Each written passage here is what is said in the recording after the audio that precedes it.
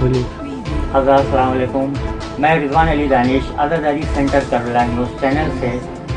इस चैनल ने हमेशा हिंदू मुस्लिम एकता का संदेश दिया है और सभी धर्म गुरुओं के इंटरव्यूज़ इस प्रोग्राम इस चैनल पे आते रहते हैं। और आज एक ऐसी न्यूज़ है जो इस चैनल के ज़रिए लोगों की हम मदद कर रहे हैं। इस वक्त हम एक ऐसे घर में मौजूद हैं जहां के दो जवान लड़के कुवैत गए थे अपने घर की रोजी रोटी के लिए। आज करीब 12 दिन से एकदम वो लापता हैं, ना उनके घर वालों से किसी की बातचीत हो पा रही है। इस घर में यहाँ एक प्रोग्राम बपा है, तो इसलिए मुझको बताया गया, तो मैंने सोचा कि अपने आज़ादारी चैनल के ज़रिए इन लोगों की कुछ मदद की जाए। ये जो दो लड़के इस समय यहाँ पे नहीं हैं, जो कुवैत में हैं, जो मतलब समझ लिया गायब हो गए हैं, मिल नहीं रहे हैं, तो ये उनकी दोनों की वाइफ हैं। तो मैं आपसे पूछना चाहूँगा कि आपके हस्बैंड से आपकी कब बात नहीं हुई और क्या है पूरा वाक़या, आप बताएं। जी अस्सलाम वालेकुम। मेरा नाम जो है रवीना है और मेरे शौहर का नाम ये है मोहम्मद असद है।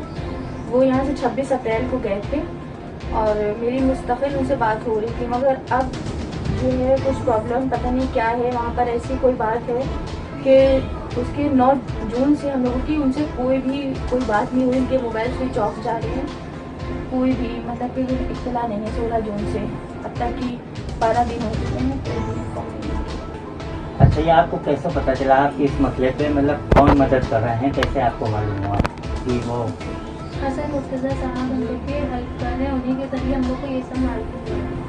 अच्छा, हसन मुर्तज़ा साहब, हालांकि वो इस वक्त यहाँ पे मौजूद भी हैं, अभी हम उनसे भी बात करेंगे। तो मैं चाहूँगा, आपके शौहर का क्या नाम था? मेरे शौहर का नाम अख्तर अब्बास। अख्तर अब्बास साहब। आपकी कब से बात नहीं मेरी हुई? भी सेम 16 जून से बात नहीं हुई। तो मतलब मैं ये चाहता हूँ कि आप हमारे चैनल के जरिए क्या पैगाम देना चाहती हैं, क्या कहना चाहती हैं, किससे आप अपनी गुहार लगाना चाहती हैं जो आपकी मदद के लिए लोग आएँ? आप हम अपने शिया धर्म गुरुओं से अपील करते हैं और यहाँ योगी जी मोदी जी से भी अपील करते हैं कि हम लोग की आवाज़ को सुने। यहाँ सब बहुत परेशान हैं, इनकी वालिदा लोग बच्चे सब बहुत परेशान हैं कि आप लोग हम लोग की मदद कीजिए। तो आपके क्या बच्चे हैं? मेरे माशाल्लाह 3 बच्चे हैं, 2 बेटे हैं और एक छोटी बेटी है। तो मतलब ये हुआ क्या, कैसे वाक़या हुआ, मतलब ये कैसे जो वहाँ पे पहले भी जाते थे कि फर्स्ट टाइम गए हैं, पूरा आप हमको डिटेल बताइए वहाँ के बारे में, कैसे उनके साथ ये हादसा हुआ, क्यों हुआ है? नहीं, मेरे शौहर तो फर्स्ट टाइम गए हैं अच्छा। जी, और उसके बारे में वहाँ के बारे में कोई भी नॉलेज नहीं, कुछ ऐसा है ही नहीं। आपको कुछ अपने शौहर के बारे में, वहाँ के बारे में पूरी डिटेल कुछ मालूम है? मेरे शौहर अभी 2 साल हो गए थे उनको वहाँ गए हुए, 2 साल बाद में आए थे और 29 अक्टूबर को ये रिटर्न गए हैं। और ये मेरे हस्बैंड ने इनको बुलाया था, वो भी मगर साथ में गए हैं। अच्छा, ये भी लापता है, इनके हस्बैंड भी लापता है, कोई पता नहीं। 16 जून से हम लोग की कोई बात नहीं हुई है और दोनों के एक साथ मोबाइल फ़ोन नहीं उठा रहे, कुछ नहीं। हम लोग कहाँ कहाँ जा चुके हैं, गृह मंत्रालय गए, दैनिक जागरण भी गए थे, कमिश्नर ऑफिस भी गए थे, मगर सब कोई पता नहीं लगा पाया अभी तक की। मैं चाहूँगा आप लोग अपना, जैसे कि उनका अपने शौहर का पूरा नाम और पूरा एड्रेस, आप लोग का एड्रेस तो अलग ही अलग होगा ना, तो आपका पूरा क्या है, मैं कहाँ रहती हैं आप? हम मासूमिया मस्जिद के पास। मासूमिया। शौहर का क्या नाम है आपका? शौहर का नाम सैयद अख्तर अब्बास रिजवी है। उम्र कितनी है? 30 साल है। और आपकी? मेरे शौहर का नाम मोहम्मद असद है, उनकी उम्र 30 साल है और जो है मुशरफ की मस्जिद दरबार।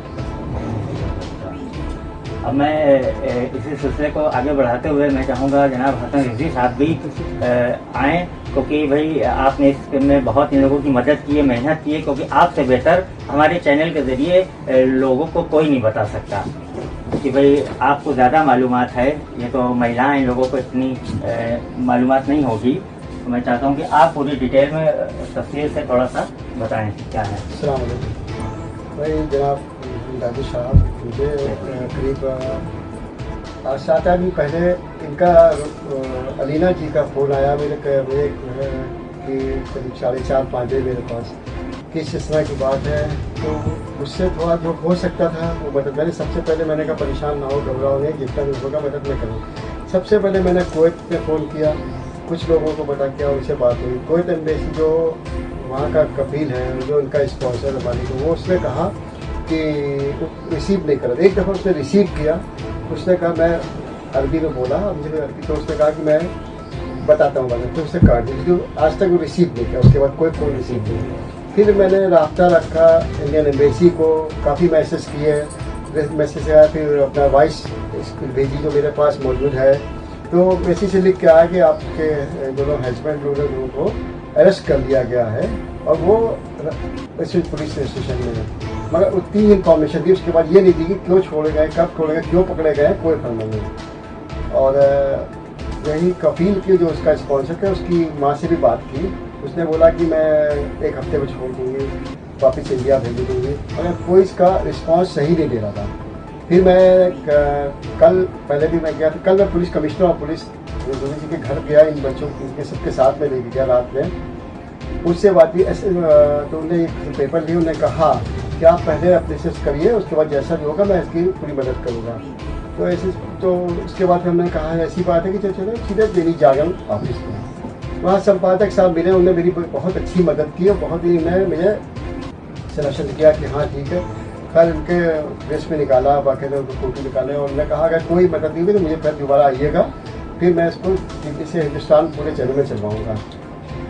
जनाब दानिश साहब, मसला यही है कि मैं आपके चैनल के माध्यम से ये कहना चाहता हूँ कि आप पूरे हिंदुस्तान को इसकी लेट भेजें और हमारे धर्मगुरु जो दुनिया में हर जगह पे अपनी हर चीज़ पे लगाते हैं, किसी किसी जगह पे निकल आते हैं, मगर आज इन बच्चों के लिए निकले बच्चों का भविष्य है, उनके बच्चों का भविष्य है, बच्चों की परवरिश का मसला है, कहाँ पे क्या है कोई कुछ नहीं कह सकता। आज मैं किसी से भी कहता है, जनाब कलवी जवाद साहब हों या मौलाना आसिफ अब्बास साहब हों या कोई भी सैफ अब्बास साहब हों या जितने भी हमारे धर्मगुरु हैं, अगर वो समझते हैं कि दरगाह के पास ये 2 बच्चे रहते हैं, हम तो वजीका में हम नागी सुरक्षा हसन मुर्तज़ा रिजवी एक पब्लिक की वजह से मैं यहाँ पे आया हूँ, मैं कोई मेरा रिश्तेदार नहीं है, मेरा कोई इनसे रब्ता नहीं है, मुझे तो एक सी पे तो मैं वापस आया हूँ। मगर हमारे धर्मगुरु की अपनी हैसियत के हिसाब से इन लोगों का फ़ौरन रब्ता करें और इनकी मदद करने की कृपा करें। और जो कि सिफारत हिंद पाकिस्तान और सिफारत हिंद कुवैत जो है इसकी बात करके उसमें करें। चलिए, आपकी बात इंशाल्लाह दूर दूर पहुंचेगी।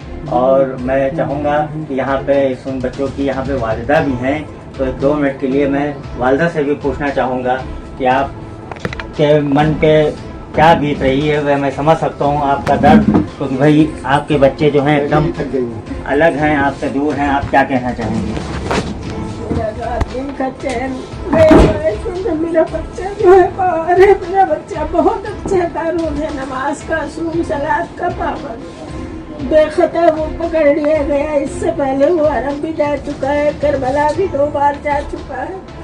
उसमें कोई ऐसी बात नहीं थी जिसकी बिना पर उन लोगों ने क्या पता उसके साथ क्या इल्ज़ाम लगा के उसको पकड़ा है। अभी 1.5 महीना तो हुआ था उसको गए हुए, और वो हंसी खुशी रह रहा था, एकदम से उसके साथ ये हादसा हो गया। अल्लाह ही मदद करेगा बस। इंशाल्लाह हम दुआ करेंगे। और मेरी अपील है इस चैनल के ज़रिए से जो लोग वीडियो देख रहे हैं कि भाई इन लोगों की मदद करें, और हम इनके घर के जो इनकी वाइफ लोग हैं, इन लोगों के हम मोबाइल नंबर भी इस यूट्यूब पे अपलोड कर देंगे। अगर कोई भी साहब कहीं से भी कुछ इनके लिए मदद कर सकते हों कि जिनका बेटा खो गया है, जिनके शौहर यहाँ से चले गए हैं, उनकी ढूंढने में मदद करें, जो भी इनसे रब्ता करना चाहें तो कर सकते हैं। मैं इसमें मोबाइल नंबर भी दे दूँगा। ये सब ये शहादतगंज थाना क्षेत्र में ये दोनों घर आते हैंगे। जब मैं यहाँ इस घर में आया तो यहाँ एकदम सब प्रोग्राम बपा है, तो सबको दिलासा दिया गया है। तो इंशाल्लाह मुझे पूरी उम्मीद है अपने धर्मगुरुओं से भी और भी जो सोशल वर्कर लोग हैं कि इनकी ज़्यादा से ज़्यादा लोग मदद करें। हज़रात अस्सलाम वालेकुम व रहमतुल्लाहि व बरकातुहू।